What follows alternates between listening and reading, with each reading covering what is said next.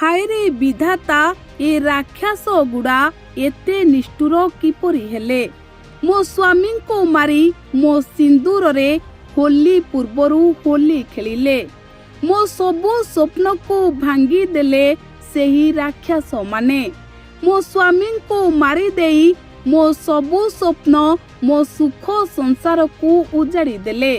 ମୋ ସ୍ୱାମୀ ମୋତେ କଥା ଦେଇଥିଲେ, ମୋ ସ୍ୱାମୀ ମୋତେ ସ୍ୱପ୍ନ ଦେଖାଇଥିଲେ, ଆଉ 3 ମାସ ପରେ ମୋ କୋଳରେ ଗୋଟିଏ ସନ୍ତାନ ଦେଇଥାନ୍ତେ। କିନ୍ତୁ ଏ ରାକ୍ଷସଙ୍କ ପାଇଁ ମୋ ସୁଖ ସଂସାର ଚୁନା ଚୁନା ହୋଇଗଲା।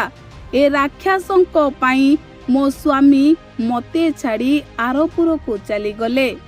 ଯେଉଁ ସ୍ୱାମୀ ମୋତେ ଗୋଟିଏ ମୁହୂର୍ତ୍ତ ନ ଦେଖିଲେ ପାଗଳ ହୋଇଯାଆନ୍ତି, ସେଇ ସ୍ୱାମୀ ମୋତେ ଛାଡ଼ି ଆରପୁରକୁ ଚାଲିଗଲେ।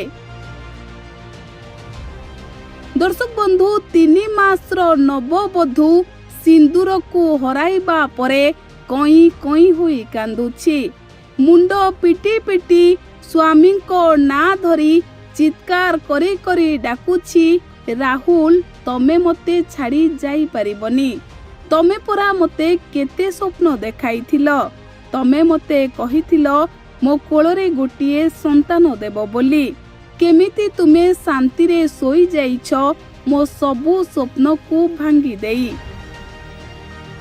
ଦର୍ଶକ ବନ୍ଧୁ, ମାତ୍ର 3 ମାସରେ ସିନ୍ଦୁରକୁ ହରାଇଥିବା ନବବଧୂ ଏବେ ପାଗଳି ଭଳି ହେଉଛି।